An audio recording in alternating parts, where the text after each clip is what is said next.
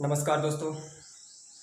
तो आज हम लोग बात करेंगे मैथ्स की क्लास और मैथ्स में प्रॉफिट एंड लॉस।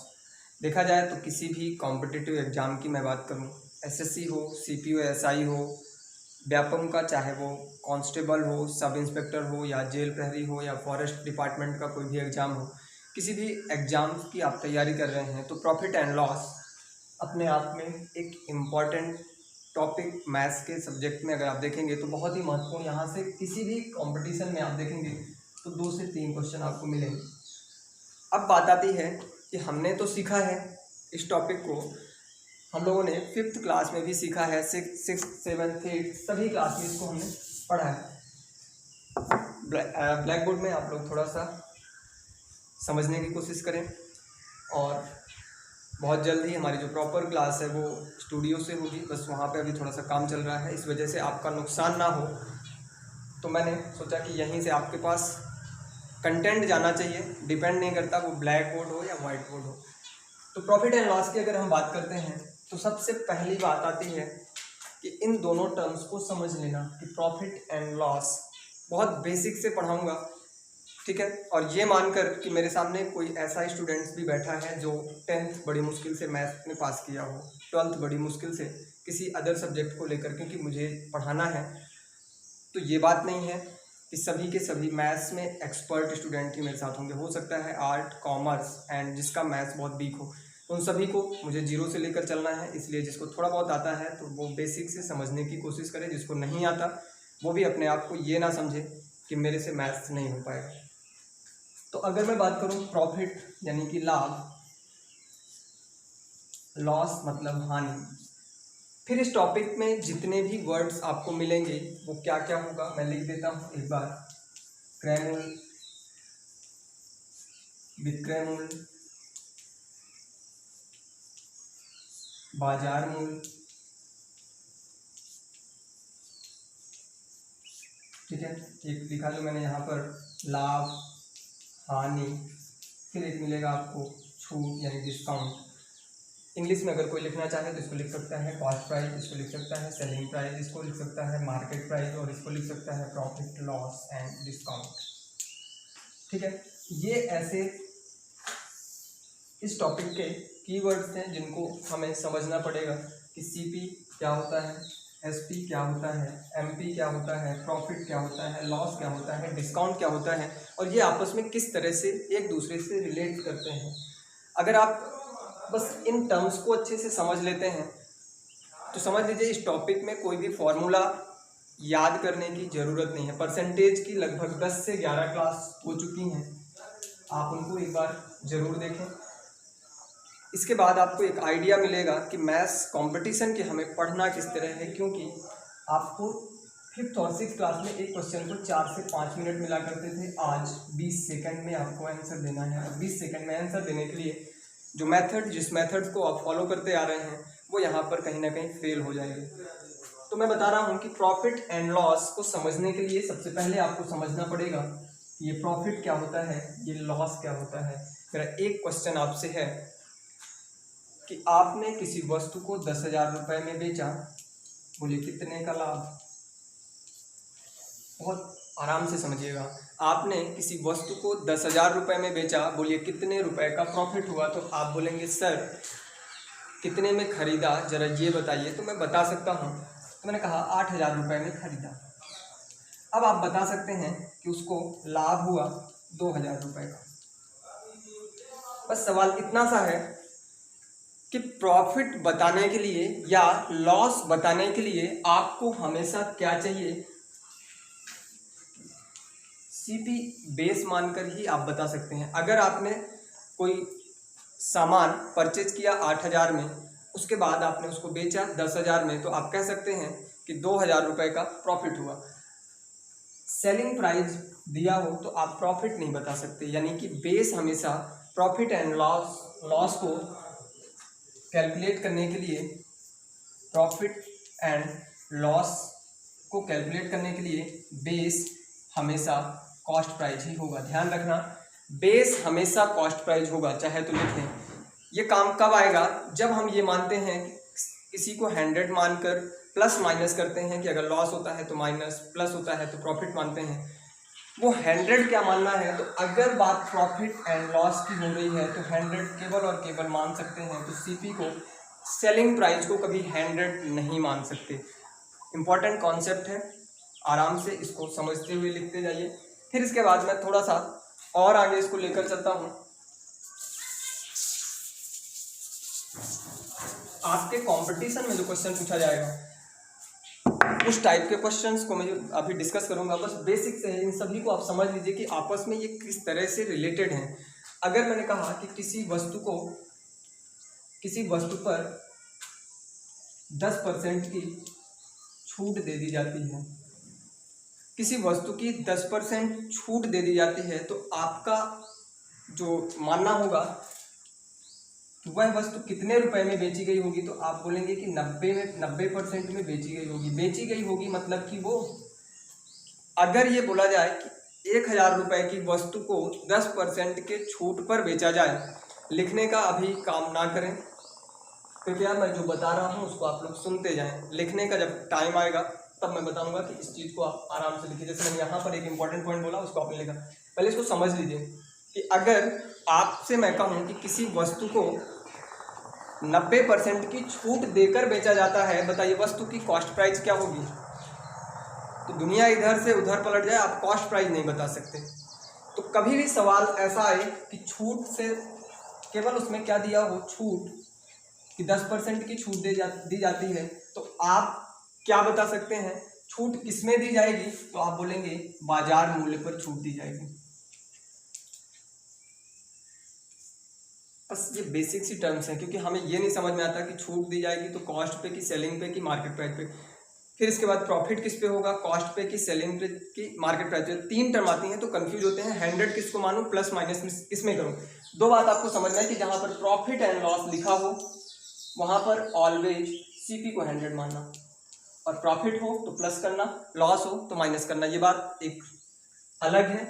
छूट की अगर बात हो तो छूट हमेशा, अगर मैंने ये कहा कि इस डस्टर को बनाने में 5 रुपये लगे और बेचते समय 10% की छूट दी जाती है, तो बनाने वाले कॉस्ट पे छूट नहीं दी जाती। छूट हमेशा, आपने देखा होगा कि अगर आप मार्केट से कोई सामान खरीदते हो उस पर लिखा है 999 रुपीज ओनली।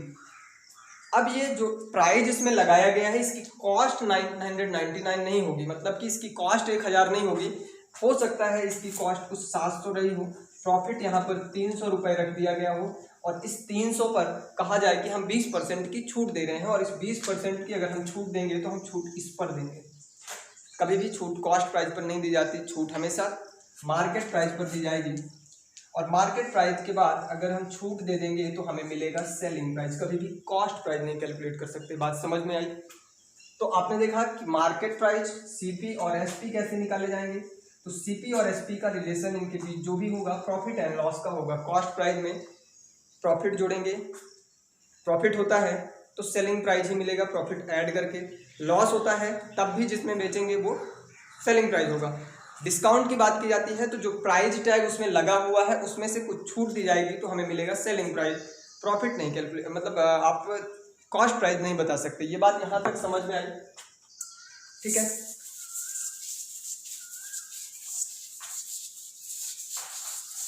अब बात आती है कि प्रॉफिट परसेंट। बहुत सारी चीज़ें आपको रटवाई जाती हैं, जैसे आपसे बोला जाता है प्रॉफिट परसेंट निकालो, लॉस परसेंट निकालो, ठीक है। फिर इसके बाद अगर मान लीजिए आपको क्वेश्चन में कुछ और भी इंफॉर्मेशन, जैसे कि फॉर्मूला आपको याद करवाया जाएगा कि अगर क्वेश्चन में ये दिया हो, पहले इनको मैं समझा देता हूँ, इसके बाद मैं आपको क्वेश्चन का नेचर बताऊंगा कि किस तरह से क्वेश्चन आते हैं। प्रॉफिट परसेंट, तो प्रॉफिट परसेंट का मतलब है कि सबसे पहला काम आपको प्रॉफिट पता होना चाहिए, तब तो आप परसेंट निकालेंगे। प्रॉफिट परसेंट में सबसे पहला काम आपको प्रॉफिट पता होना चाहिए, तो आप बोलेंगे प्रॉफिट, मैंने कैलकुलेट किया, माना कि कुछ भी है, ठीक है। फिर इसके बाद किस पर प्रॉफिट होता है, बस यहीं पे हम गलती कर देते हैं कि सेलिंग प्राइस रखें, मार्केट प्राइस रखें या कॉस्ट प्राइस रखें, और अगर क्या रखें तो हमें रटवाया जाता है। मैंने पूछा कि अगर आपने 500 600 के पूर्णांक में 585 नंबर लाते हैं। ये जो 15 नंबर का गैप हुआ ये 600 पर फर्क, ये सॉरी 585 जो हुआ ये 600 पर, और इसका परसेंट निकालने के लिए इंटू 100 कर देते हैं। तो वही बात है कि भैया ये जो आपको प्रॉफिट, मान लीजिए कोई सामान 10,000 रुपये में खरीद कर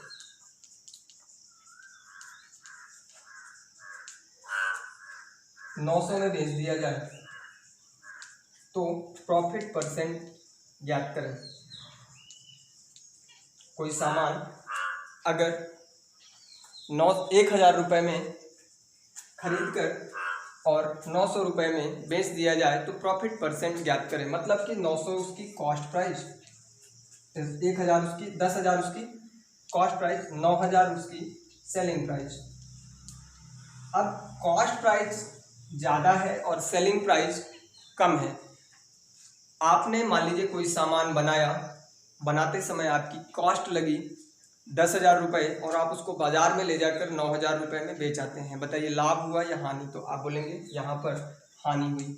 अब हानि परसेंट, कितने प्रतिशत हानि हुई? तो आप बोलेंगे 1,000 रुपये की हमें हानि हुई है और हमारा जो कॉस्ट था वो 10,000 रुपये था। परसेंट की अगर हम बात करें तो 1 0, ये यहाँ पर 3 0 कट गए, 1 0, ये आपका उत्तर कितना? 10% की हानि होगी। बात समझ में आई? कभी भी प्रॉफिट एंड लॉस, सीपी और एसपी, इन पे रिलेशन हो,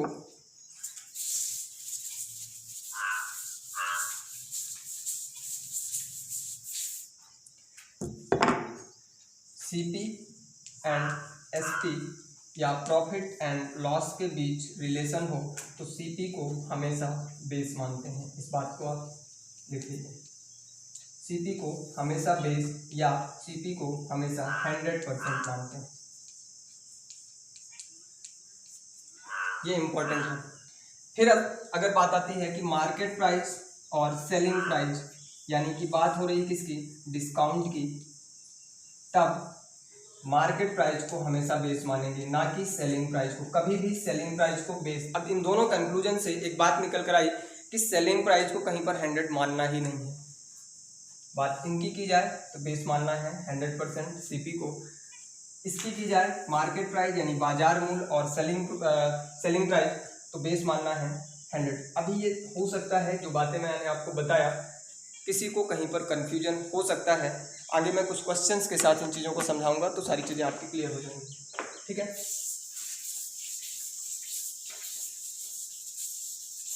अभी हो सकता है आपको ये ना समझ में आया हो कि कहाँ पे स्टॉक क्या मान रहे हैं। ठीक है, दूसरी बात इम्पोर्टेंट ये कि पूरे प्रॉफिट एंड लॉस में कहीं पर किसी भी तरह के फॉर्मूला का जिक्र नहीं किया जाएगा। आज तक हमेशा आपको ये बात सिखाई गई होगी कि प्रॉफिट एंड लॉस के ये इम्पोर्टेंट फार्मूले हैं। ठीक है, और इनको याद कर लो। अगर आप इनको याद नहीं करोगे तो हो सकता है कि आप प्रॉफिट एंड लॉस के क्वेश्चन सॉल्व ना कर पाएँ। ऐसा नहीं है। मैं कुछ फॉर्मूले यहाँ पर लिख देता हूँ, आप उनको देखिएगा और फिर उसके बिना हम सवालों को करेंगे। तो ये कुछ इम्पोर्टेंट फार्मूले मैंने यहाँ पर लिखे हैं जो कि आपको बस देखना है। 5th, 6th, 7th या 8th कहीं पर आपने इनको पढ़ा होगा। मैंने बस इतना सा लिखा है कि आपको ये एहसास हो कि हाँ, इन सब चीज़ों को लिखने से या इन सब चीज़ों को पढ़ने से हमारे कंपटीशन में कहीं ना कहीं हम खुद कंफ्यूज होते हैं। ठीक है, तो बहुत सी जगह आपको बोला जाएगा कि इनको रट लो, ये फार्मूला अगर पेपर में आता है तो आप इसको अप्लाई करना। मैं बोलूँगा कि बस एक बार देख लो और देखने के बाद अगर आपको आता भी है तो प्लीज़ इसको भूल जाना। ये आपके कंपटीशन में नहीं है। कंपटीशन में बस एक छोटी सी बात है कि मैंने आपको जो बताया कि 100 किसको मानना है, तो एक बार 100 सीपी को माना जाता है और एक बार 100 एमपी को माना जाता है। एसपी इन दोनों के अकॉर्डिंग अपन सेट कर सकते हैं, फॉर्मूला कहीं से भी बना सकते हैं।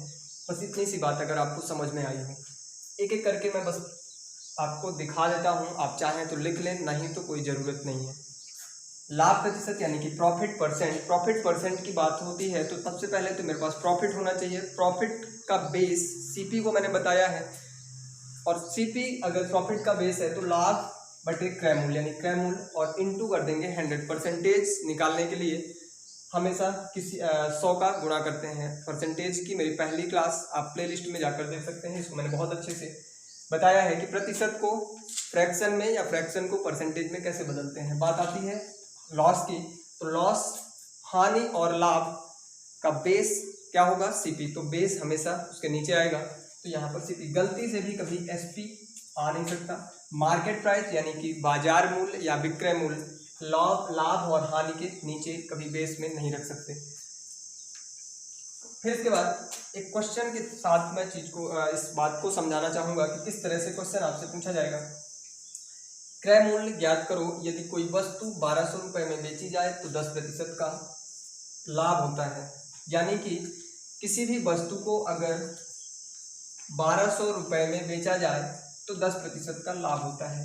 अब बात आती है कि लाभ, हानि, बेचा जाए, खरीदा जाए, कहीं पर डिस्काउंट या बाजार मूल्य लिखा ना दिखे। क्वेश्चन में कहीं पर डिस्काउंट या बाजार मूल्य लिखा ना दिखे, आप देख सकते हैं कि इसमें जो भी बातें लिखी हैं कि सीपी मुझे ज्ञात करना है, एसपी मुझे दिया गया है, ठीक है, और प्रॉफिट परसेंट मुझे दिया गया है।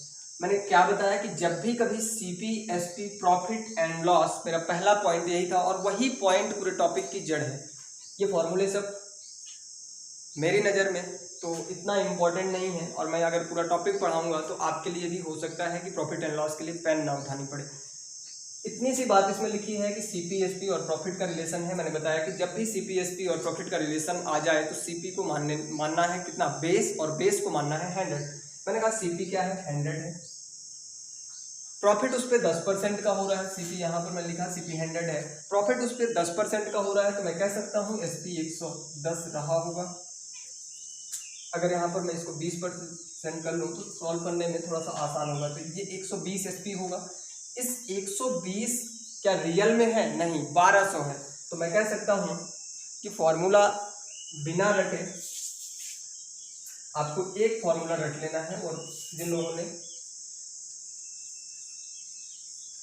क्वेश्चन में आपको हमेशा एक वैल्यू दी होगी, क्वेश्चन में हमेशा एक वैल्यू दी होगी। अर्थमेटिक का अगर सवाल है तो चाहे वो परसेंटेज का हो, चाहे प्रॉफिट एंड लॉस का हो, चाहे टाइम एंड वर्क का हो, चाहे टाइम एंड डिस्टेंस का हो, चाहे आपके पार्टनरशिप का हो, चाहे आपके बोर्ड एंड, कहीं पर भी आप जाएंगे एक वैल्यू आपको क्वेश्चन में दी होगी। लेकिन आपने जो 100 माना वो वैल्यू है किसकी, ये बात आपको निकालना है, यानी कि रेशियो का है पूरा गेम, रेशियो बना। तो आप बोलेंगे ये वैल्यू किसकी है, वैल्यू आपको क्वेश्चन में 1200 दी है, और ये 1200 वैल्यू जो आप 100 मानकर निकाले हैं, क्या 100 की है, क्या 120 की। तो आपने बोला 1200 तो एसपी है और एसपी यहाँ पर 120 है, तो 1200 वैल्यू 120 की आपको निकालना क्या है, क्रय मूल्य ज्ञात करो, यानी कि सीपी। तो जो आपको चाहिए उसका आप गुणा कर देना, बस यही फॉर्मूला है और यही एक मैथ्स का पूरे मूल मंत्र है। इसके अलावा राजीव सर की क्लास में कोई दूसरे फॉर्मूले का जिक्र नहीं किया जाएगा। जहाँ भी बोलूँ फॉर्मूला तो इसकी याद करना है, इस फॉर्मूले को याद करना है, ठीक है। एक्स ऑलरेडी सभी को बहुत ज़्यादा दुखी कर रहा होगा, और एक्स को याद करके फिर उस जख्म को हरा करना ये मेरे से नहीं हो पाएगा, तो उस एक्स से बचाने का मैं थोड़ा सा प्रयास कर रहा हूँ। अब बात आती है क्रय मूल्य। आपने निकाला कि अगर प्रॉफिट है तो फॉर्मूला बताएगा कि 100 प्लस प्रॉफिट। मैंने क्या किया था, किसकी की जगह 120 ही तो रखा था, 100 प्लस प्रॉफिट ही लिखा गया था। अगर यही लॉस होता तो एसपी 100 का सामान 20% हानि में बेचा जाएगा, यानी कि 80 में बेचा जाएगा। तो मैं कहता कि 1200 वैल्यू 80 की है, 1200 वैल्यू 80 की है, और आप कहते हैं 1200 वैल्यू 100 माइनस लॉस तो 80 ही तो आएगा। तो मैंने कहा इस फॉर्मूले पे पूरी अर्थमेटिक टिकी है, केवल और केवल एक फॉर्मूले पे। तो ये 1200 वैल्यू 80 की चाहिए आपको 100 की, तो ये फॉर्मूला क्रय मूल्य निकाल सकते हैं जब विक्रय मूल्य और लॉस दिया हो। फिर इसके बाद आगे आते हैं कि अगर आपको क्वेश्चन में कॉस्ट प्राइस दिया हो और सेलिंग प्राइस निकालना हो, तो कॉस्ट प्राइस हमेशा मैंने क्या बताया है कि उसके साथ उसके 100 ही मानना है। कॉस्ट प्राइस को 100 के अलावा जब एसपी और सीपी की बात की जाए तो 100 हमेशा कॉस्ट प्राइस को मानेंगे। इधर मिटाकर मैं लिख रहा हूँ,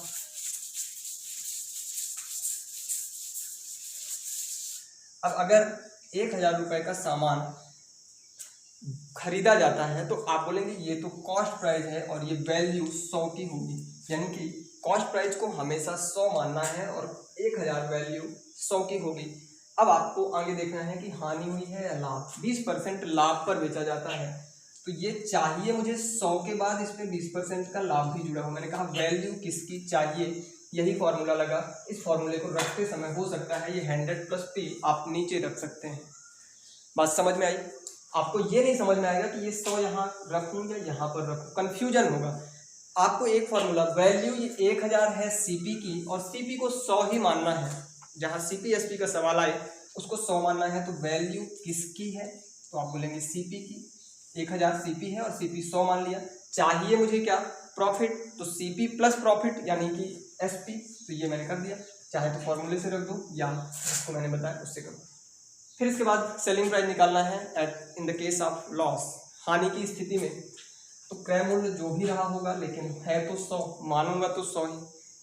और जब प्रॉफिट निकालने की बात होगी तो क्रय मूल्य में जितना लॉस होगा, सॉरी लॉस की, उस लॉस को मैं घटा दूंगा। वैल्यू किसकी है? 100 की। मुझे चाहिए क्या? लॉस की स्थिति में सेलिंग प्राइस, तो 100 में से लॉस जो भी हुआ है घट जाएगा। अब बात आती है विक्रय मूल्य की और मार्केट प्राइस की। एक इम्पॉर्टेंट बात ये बता दूं कि सवाल जो आपको मिलेगा वो सीपी, एसपी और एमपी के एक साथ मिलाकर क्वेश्चन मिलेगा, जो कि आपको बहुत कंफ्यूज। अगर मैंने आपसे कोई क्वेश्चन ऐसे बोला कि जिसमें तीनों टर्म्स एक साथ आ जाए कि 1000 रुपये की वस्तु को इस तरह से अंकित किया गया, 1000 रुपये की वस्तु को 20% मूल्य बढ़ाकर अंकित किया गया और कितनी छूट दी जाए कि उसे बेचने पर 5% का प्रॉफिट हो, उस सवाल को भी मैं देखूंगा। अभी थोड़ा सा विक्रय मूल्य, अगर आपको विक्रय मूल्य और एमपी, अब सीपी एसपी की बात हो गई, CP SP profit and loss, ये एक बात यहाँ तक आपने समझा। अब एक अगली जो बात है कि मार्केट प्राइस का रिलेशन किसके साथ? सेलिंग प्राइस के साथ होगा। और इसके साथ आता है, इनके बीच में एक बात आती है डिस्काउंट। क्यों? क्योंकि अगर कोई बाजार मूल्य है उस पर डिस्काउंट दिया जाएगा तो मुझे सेलिंग प्राइस मिलेगा। बाजार मूल्य से आप कभी कॉस्ट प्राइस नहीं निकाल सकते। अब बात आती है डिस्काउंट की। तो यहाँ पर देखिए, बाजार मूल्य को 100 मानना है, एमपी को यानी कि जो बाजार मूल्य है उसको मैं मानूंगा कि ये 100 होगा, तभी तो आप बता पाएंगे। मैंने अगर कहा 20% की छूट दे दो, तो आप बोलेंगे 20% की छूट देना है, मतलब कि बेचा 80 में गया होगा। यानी कि सेलिंग प्राइस को ना तो इस स्थिति में 100 मान सकते, ना ही इस स्थिति में 100 मान सकते। एक जगह कॉस्ट प्राइस को, एक जगह मार्केट प्राइस को। मैं बार बार चीज़ों को इसलिए बोल रहा हूँ क्योंकि यही इस टॉपिक की जान है। फॉर्मूला रटकर आप बेहोश हो सकते हैं। वैल्यू किसकी चाहिए? शायद इस सवाल जैसे कि आप मान लीजिए एक क्वेश्चन मैंने दिया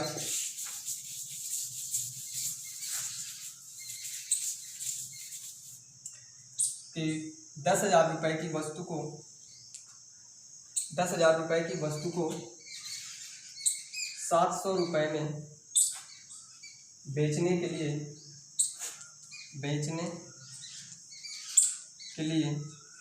या 800 रुपये में बेचने के लिए एक दुकानदार को कितने प्रतिशत की छूट देनी पड़ेगी? एक दुकानदार को कितने प्रतिशत की छूट देनी पड़ेगी? टॉपिक का बहुत बेसिक कॉन्सेप्ट अभी चल रहा है, एक बेस बन रहा है कि हमें स्टार्ट करना है। फिर इसके बाद मैं टाइप वाइज क्वेश्चन लेकर चलूँगा। लगभग 5 से 6 टाइप के ही क्वेश्चन बनते हैं। किसी भी टॉपिक को पढ़ो मैथ्स के, तो हमेशा उसके टाइप वाइज क्वेश्चन को आप बना लो। टाइप वाइज क्वेश्चन से ये बेनिफिट होगा कि आप जब भी पढ़ के फ्री हो गए कि इस टॉपिक को मैंने पूरा पढ़ लिया, तो आपके अंदर एक बात आएगी, कॉन्फिडेंस होगा कि हाँ मैंने इसको पढ़ा है। 1000 रुपये की वस्तु को 800 में बेचा जाता है। अब यहाँ पर बात ये नहीं समझ में आएगी आपको कि ये मैं इसको प्रॉफिट कह दूँ, लॉस कह दूँ या डिस्काउंट कह दूँ।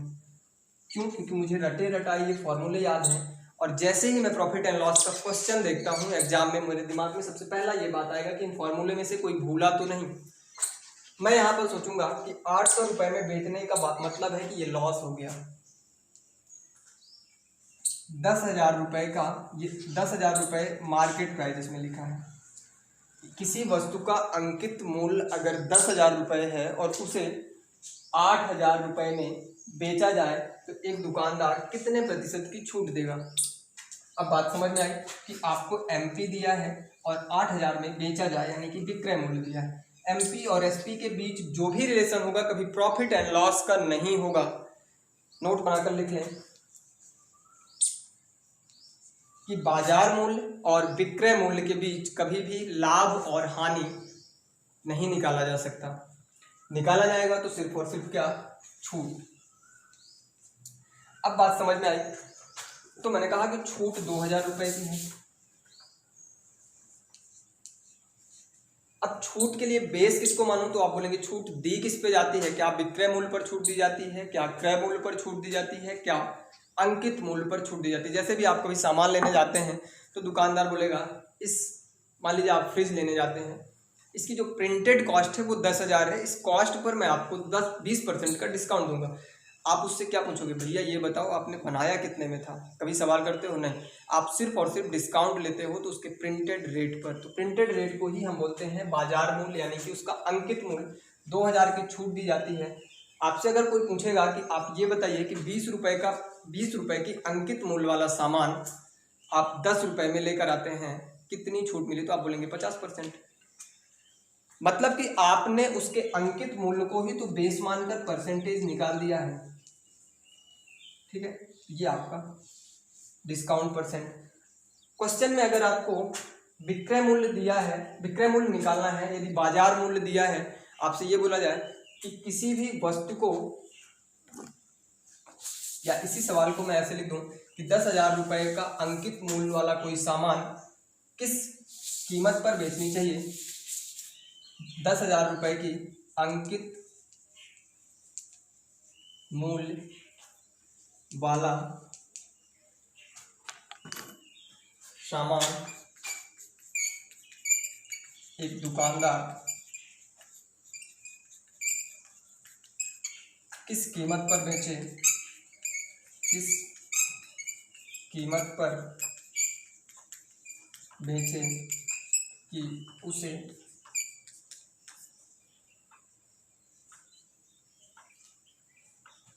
यदि किस कीमत पर बेचे यदि वह 25% छूट देना चाहता हो।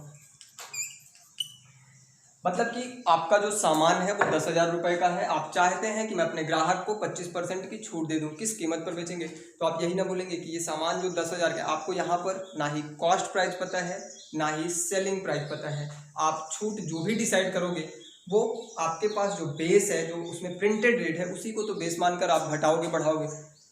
तो यहीं पर ये बात लिखी गई है कि विक्रय मूल्य जो भी आपके पास दिया होगा उसको आप मानेंगे बेस, यानी कि वो 100 के बराबर होगा। वैल्यू किसकी है, विक्रय मूल्य वैल्यू 100 की है, इसलिए मैं यहाँ पर लिखा 100।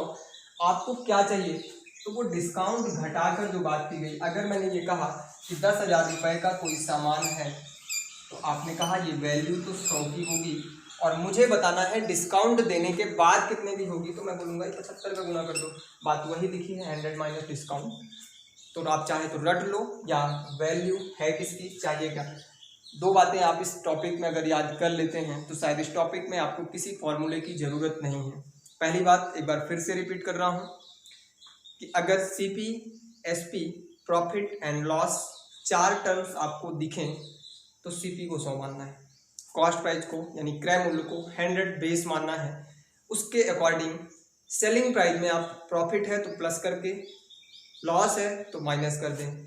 मार्केट प्राइस और डिस्काउंट की जब बात आ जाए, यानी कि मार्केट प्राइस, सेलिंग प्राइस और डिस्काउंट, अंकित मूल्य, विक्रय मूल्य और छूट की जब बात की जाए तो अंकित मूल्य को 100 मान लेना। इस पूरे टॉपिक की यानी कि लाभ और हानि की जो एक कहानी है जिसके माध्यम से मैं इस टॉपिक को शुरू कर सकता हूँ वो यही थी। इन फॉर्मूलों की या इनकी आपको कहीं पर इस टॉपिक में मैं जिक्र नहीं करूँगा। लिख लिया हो अच्छा है, नहीं आता वो और खुश रहें, क्योंकि उनके लिए मुझे समझाना थोड़ा सा आसान होगा। तो ये रही बात टाइप 1 से, नेक्स्ट क्लास में शुरू करेंगे। एक क्वेश्चन जो मैंने आपको बताया थोड़ा सा मैं उसको डिस्कस कर लेता हूँ कि कैसे कंबाइंड क्वेश्चन आते हैं, यानी कि प्रॉफिट एंड लॉस में अब तक जो मैंने आपको बात सिखाई वो ये सिखाई कि एक बात तो ये बनती है कि प्रॉफिट लॉस सीपी एसपी ये होगा, दूसरी बात डिस्काउंट MP एंड SP, दो इम्पॉर्टेंट बातें हैं। अगर इनमें से CP SP MP SP या प्रॉफिट एंड लॉस या डिस्काउंट, इनमें से कोई एक, और ये भी और ये सभी के सभी क्वेश्चन में एक साथ आ जाएं, सभी के सभी क्वेश्चन में एक साथ आ जाएं, तो आपके सामने एक दुविधा ये बनेगी कि अब मैं CP को या MP को किसको 100 मान लूँ। तो उस स्थिति में हम क्या करेंगे कि पहला जो मान लीजिए एक क्वेश्चन है, मैंने लिखा कि 20,000 रुपये की एक दुकानदार 20,000 रुपये की वस्तु को 20,000 रुपये की वस्तु से 25% मूल्य बढ़ाकर अंकित करता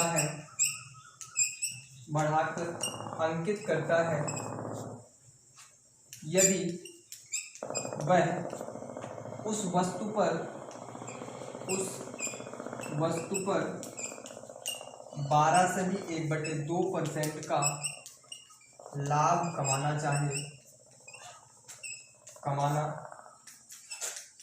चाहता है, तो वस्तु को किस कीमत पर बेचना चाहिए। शायद समझ में आ रहा होगा कि एक दुकानदार 20,000 रुपये की या एक उत्पादक 20,000 रुपये की किसी वस्तु को उस लागत मूल्य से 25% रुपये बढ़ाकर अंकित करता है। ये लागत मूल्य है, उससे 25% बढ़ाकर अंकित करता है, यानी कि उसको हम बोलेंगे बाजार मूल्य। फिर इसके बाद किस कीमत पर बेचे कि उसे 12.5% का लाभ हो। बात समझ में आई। अब ये क्वेश्चन थोड़ा सा एक अच्छे लेवल का क्वेश्चन है और आपके एग्जाम में ऐसे ही क्वेश्चन पूछे जाते हैं। अब आपके दिमाग में ये बात समझ में आई, इसमें CP भी दिया है, डिस्काउंट भी दिया है, ठीक है। वह उस वस्तु का मूल्य बढ़ाकर अंकित करता है, यदि उस वस्तु पर 12% लाभ कमाना चाहे तो किस वस्तु को किस कीमत पर बेचना होगा, यानी कि उसको SP फाइंड सेलिंग प्राइस उसको ज्ञात करना है। आपके सामने प्रॉफिट भी दिया है कि उसे 12.5% का प्रॉफिट भी होना चाहिए, डिस्काउंट भी दिया है 25%, CP आपको 100 मान लेंगे। और जब डिस्काउंट दिया गया है तो बात क्वेश्चन के अंदर कहीं ना कहीं मार्केट प्राइस होगा। ये बात कहीं पर दी नहीं क्वेश्चन में। जैसे ही मुझे ये शब्द दिखा डिस्काउंट, तो मैं कल्पना भी नहीं कर सकता कि डिस्काउंट मैं कॉस्ट से निकाल दूं या सेलिंग से निकाल दूं। डिस्काउंट केवल और केवल निकलेगा तो इस बाजार मूल्य से।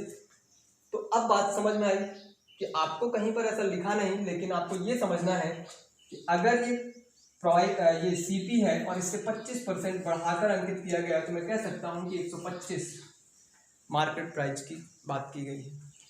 अब इसको सॉल्व करने का एक तरीका है, ठीक है। अब इस क्वेश्चन में आप लगाइए जो भी फॉर्मूला लगाना है, हालत बिगड़ जाएगी। तरीका ये है कि आप देखेंगे कि आपके सामने MP